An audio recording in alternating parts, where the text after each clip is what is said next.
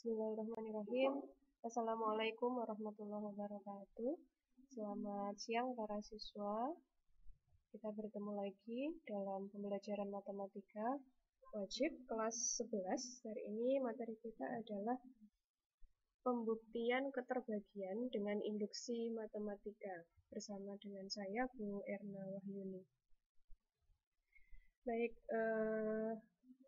melanjutkan materi yang kemarin tentang induksi matematika. Yang akan kita pelajari hari ini tentang pembuktian keterbagian. Kita mulai dari pernyataan seperti ini. Pertanyaannya, 36 apakah habis dibagi 4? Habis di sini maksudnya tidak menyisakan koma gitu ya. Artinya hasilnya itu merupakan bilangan asli, bukan bilangan pecahan gitu. Kalau 36 dibagi 4 maka kita peroleh hasilnya adalah 9. 9 itu adalah bilangan asli, maka bisa kita nyatakan dengan 36 sama dengan 4 dikali 9. Sehingga apakah 36 habis dibagi 4? Jawabannya adalah ya, karena 36 bisa dinyatakan dengan 4 dikali 9. Kemudian, apakah 72 habis dibagi 6? Nah, kita jawab seperti tadi bahwa 72 dibagi 6 ini menghasilkan 12, pas ya, tidak ada pecahan. Sehingga bisa kita nyatakan 72 itu sama dengan 6 dikali dengan 12. Jadi, apakah 72 habis dibagi 6? Jawabannya adalah ya, karena bisa dinyatakan dengan 6 dikali 12. Selanjutnya, apakah 18 habis dibagi 5? Nah, dalam kasus ini, 18 dibagi 5 hasilnya melibatkan pecahan atau desimal, sehingga kalau dinyatakan dalam bilangan asli itu nanti masih memiliki sisa, jadi istilahnya tidak habis macam itu. Sehingga kita tidak bisa menyatakan bahwa 18 itu 5 dikali berapa. Berapa di sini maksudnya adalah bilangan asli, sehingga apakah 18 habis dibagi 5? Jawabannya adalah tidak, karena konteks di sini adalah di bilangan asli. Sehingga bisa kita simpulkan Pn, jadi suatu bilangan, dinyatakan dalam Pn, habis dibagi M, jika dan hanya jika Pn itu bisa dinyatakan dengan M, pembaginya tadi, M dikali R. Dengan M dan R adalah bilangan asli. Keduanya bilangan asli ya, yang di sini konteks kajian kita semuanya berupa bilangan asli. Sehingga untuk membuktikan keterbagian dari suatu pernyataan, maka kita bisa menggunakan prinsip induksi matematika seperti yang kita pelajari pada materi sebelumnya, bahwa ada dua prinsip yang harus dikerjakan, ada step 1 dan step 2. Biasanya kalian di step 1 ini benar ya, karena gampang, tinggal mensubstitusi N sama dengan 1 saja. Kalau di step 2, lah ini yang membutuhkan logika, seperti itu. Jadi, prinsip induksi matematika yang pertama, tunjukkan bahwa Sn benar untuk N sama dengan 1. Kemudian yang kedua, jika rumus Sn benar untuk N sama dengan K, maka tunjukkan rumus Sn juga benar untuk N sama dengan K plus 1. Nah, ini konsep di sini, N sama dengan K itu dianggap benar, jadi N sama dengan K itu sebagai modal untuk membuktikan apakah N sama dengan K plus 1 juga benar. Kalau benar berarti keseluruhan pernyataan itu bernilai benar, tapi kalau salah berarti pernyataan itu bernilai salah, gitu. Kita lanjutkan dengan ini, mengingat sifat bilangan berpangkat. Dulu pernah dipelajari di kelas 9 atau di kelas 10 matematika peminatan bahwa A pangkat M dikali A pangkat N dengan bilangan pokok yang sama di situ, sama-sama A, maka pangkatnya tinggal ditambah ya. Berarti A pangkat M ditambah N. Kemudian untuk pembagian A pangkat M dibagi A pangkat N, bilangan pokoknya sama-sama A, kemudian pembilang pangkatnya M, penyebut pangkatnya N, maka bisa dituliskan A pangkat M dikurangi N. Jadi ini akan terpakai nanti ketika pembuktian dalam bilangan berpangkat. Nah, Langsung masuk ke contoh. Contohnya seperti apa untuk pembuktian keterbagian ini? Yang pertama, buktikan dengan induksi matematika 5 pangkat N dikurangi 1 habis dibagi 4 untuk setiap N bilangan asli. Nah, kita jawab menggunakan prinsip induksi matematika. Step yang pertama, untuk N sama dengan 1. Jadi kita substitusi N-nya dengan 1. Kita ambil 5 pangkat N min 1. N-nya kita ganti dengan 1, sehingga 5 pangkat 1 dikurangi 1. Berarti kan 5 dikurangi 1 hasilnya adalah 4. Apakah 4 ini habis dibagi 4? Tentu saja ya, karena kan 4 itu sama dengan 4 dikali 1. Sehingga untuk step 1 ini bernilai benar karena habis dibagi 4.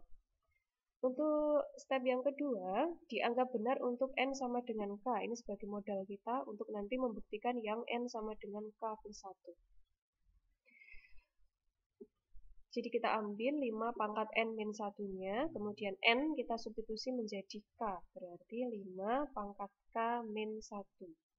Ini kita anggap benar sehingga 5 pangkat K min 1 ini kita asumsikan dia adalah kelipatan 4 atau habis dibagi 4. Bisa kita nyatakan dengan 4P. Maksudnya 5K min 1 ini setara dengan 4 dikali P. Dengan P-nya bilangan asli.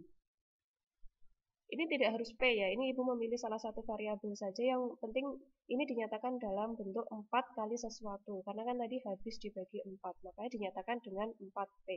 Misal di soal lain itu habis dibagi 10, berarti ya nanti jadi 10P, kayak gitu.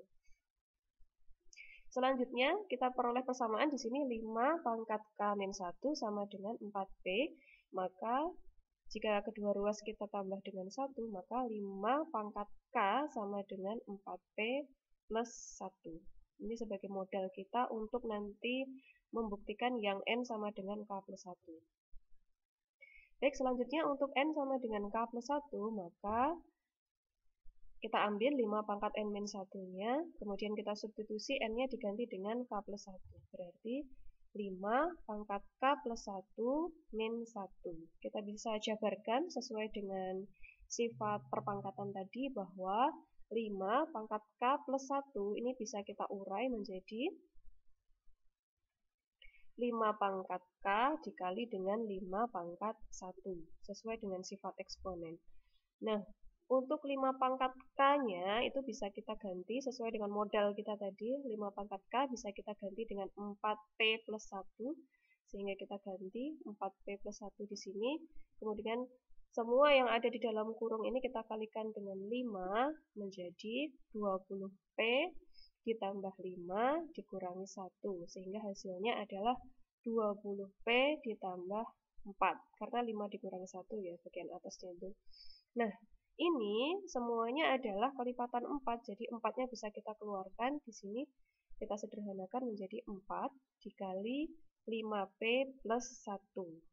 Ini merupakan indikasi bahwa dia adalah kelipatan 4 atau habis dibagi 4. Sehingga bisa kita simpulkan bahwa terbukti bahwa 5 pangkat N min 1 habis dibagi 4 untuk setiap N bilangan asli. Seperti itu, jadi udah sah terbukti. Selanjutnya untuk contoh 2, buktikan dengan induksi matematika untuk N dikali N plus 1 dikali N plus 2 habis dibagi 3 untuk setiap N bilangan asli. Ini merupakan perkalian ya, antara N dikali N plus 1 dikali N plus 2. Dan kalau kita perhatikan ini merupakan 3 bilangan yang terurut ya. Misal kalau N-nya 10 berarti 10 kali 11 kali 12 kan gitu. Atau bilangan yang lain boleh diisi dengan berapapun, yang penting dia adalah bilangan asli. Nah, kita akan membuktikan apakah 3 bilangan terurut ini habis dibagi 3.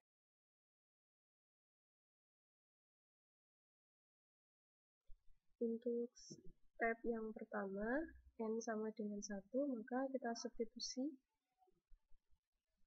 dari N dikali N plus 1 dikali N plus 2. Kita ganti N-nya dengan 1. Maka kita peroleh hasil 1 dikali 2 dikali 3. Kita kalikan ya. Hasilnya adalah 6. Nah, 6 ini apakah habis dibagi 3?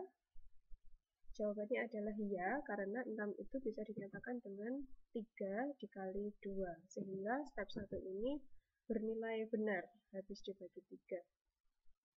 Selanjutnya untuk N sama dengan K. Jadi modalnya dianggap benar dulu untuk N sama dengan K untuk membuktikan apakah pernyataan ini bernilai benar untuk N sama dengan K plus 1. Baik, kita ambil N dikali N plus 1 dikali N plus 2. N-nya kita substitusi dengan K. Sehingga kita peroleh K dikali K plus 1 dikali K plus 2. Seperti ini kita peroleh K dikali K plus 1 dikali K plus 2. Jadi dianggap dia itu habis dibagi 3, maka bisa kita nyatakan dengan 3P. Artinya dia adalah kelipatan 3 atau habis dibagi 3 dengan P-nya adalah bilangan asli. Nah, ini kita simpan sebagai modal untuk membuktikan apakah yang N sama dengan K plus 1 itu bernilai benar atau salah. Begitu. Sehingga untuk N sama dengan K plus 1, kita ambil lagi N dikali N plus 1 dikali N plus 2. N-nya kita ganti dengan K plus 1. Sehingga kita peroleh K plus 1 dikali K plus 1 plus 1 dikali K plus 1 plus 2. Dari sini N-nya kita ganti dengan K plus 1.